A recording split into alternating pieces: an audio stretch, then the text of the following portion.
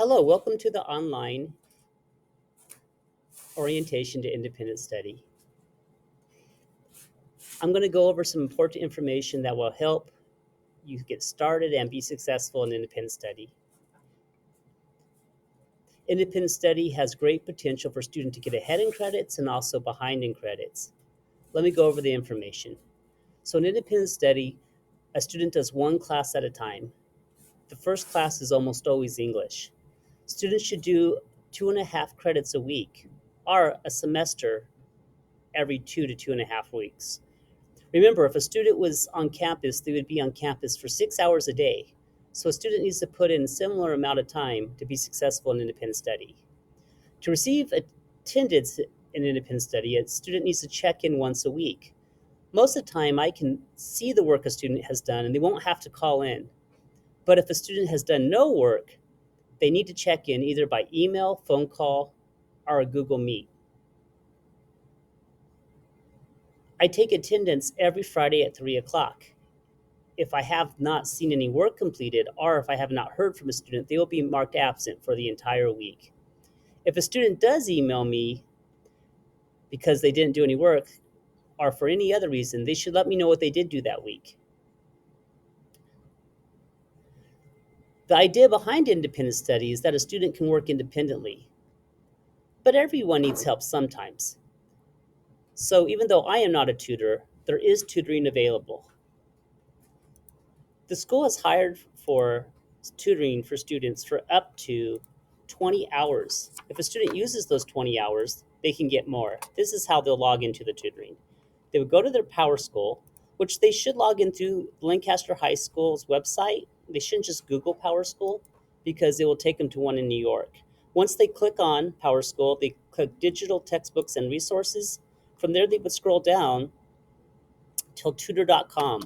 There, a live tutor will help a student for up to 24 hours a day, anytime. If a student uses those hours, again, we'll hire more hours for the student.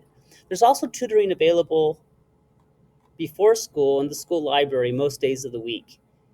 The students are allowed to go to that as well if they need a little bit extra help. In order to actually start the class in independent study, students will have to, again, choose digital textbook and resources and find the rainbow looking E. From there, they click on it, they log in with their Google account, and they will be able to start their electronic textbook and start doing their work.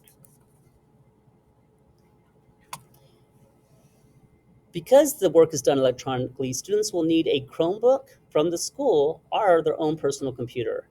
If a student has a Chromebook or needs a Chromebook from the school, they can go to room 542, which is the independent study office, which is an off-campus room, so they don't have to go to the school to get there.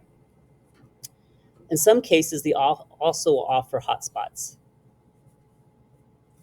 If they have none, the student may also try to call the library to see if there's any availability there.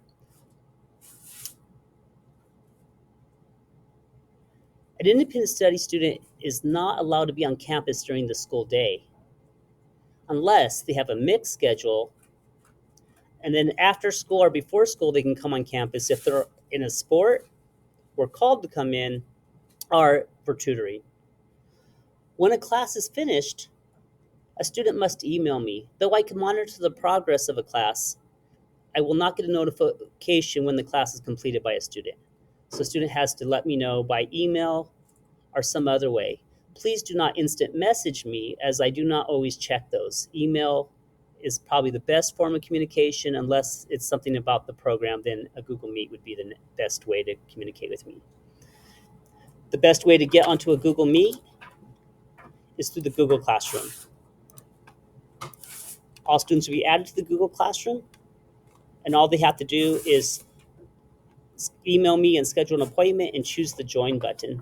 And then we can have a Google Meet. Also, it's important that they check the Google Classroom once or twice a week, as there's many important updates I will put on there, and the students need to know what's happening.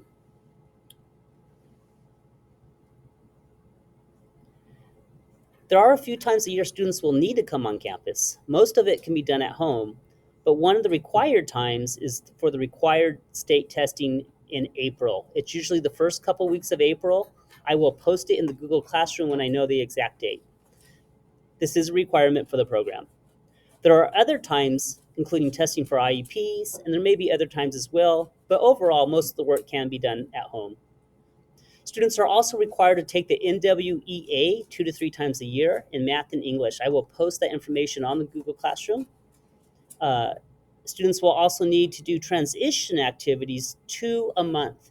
That can be found by students going to classwork, selecting it in the Google Classroom, and scrolling down, and you can see there's plenty of transition activities students need to do. They need to do 2 of these a month.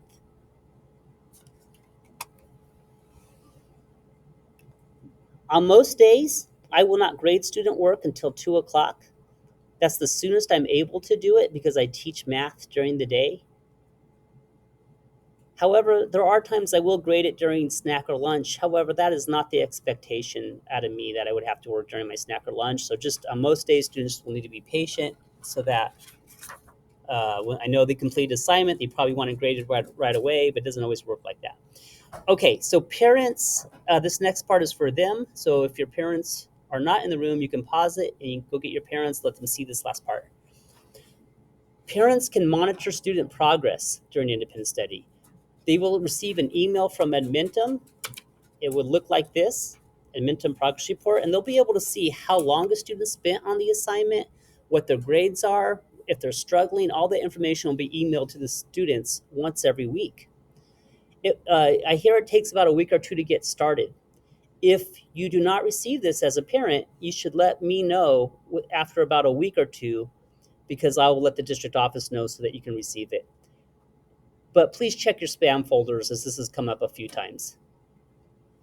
Parents and students also, this is important, need to sign the master agreement before they can start working in independent study. The master agreement will be emailed to the parents after this meeting. I cannot start a student until that's done. They should look for an email from Joshua Evans. This last part is only for seniors and those who wish to graduate early. Remember, you can graduate early from independent study, but you need to fill out a form with your counselor. You have to get your school counselor's permission. You have to do it in advance. It can't be last second. If you know you want to graduate early and you're on track to do that, you should let your counselor know at least 3 months ahead of time. Seniors, you are also responsible for your own graduation requirements. I'll help you with grading the classwork and the coursework, but as far as when to pick up your cap and gown, when senior grad night, all the other information that you practice you would need for graduation, you can find on the school website. And you're responsible to check that. You may also want to check with your school counselor.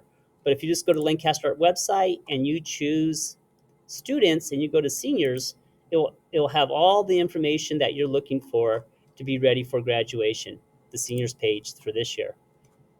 Senior packet, important dates, all that information's on there. So I hope this information is helpful. If not, you can always reach out to me. Email me, Joshua Evans at jevans@avhsd.org. Thank you so much, and best of luck at Independent Study.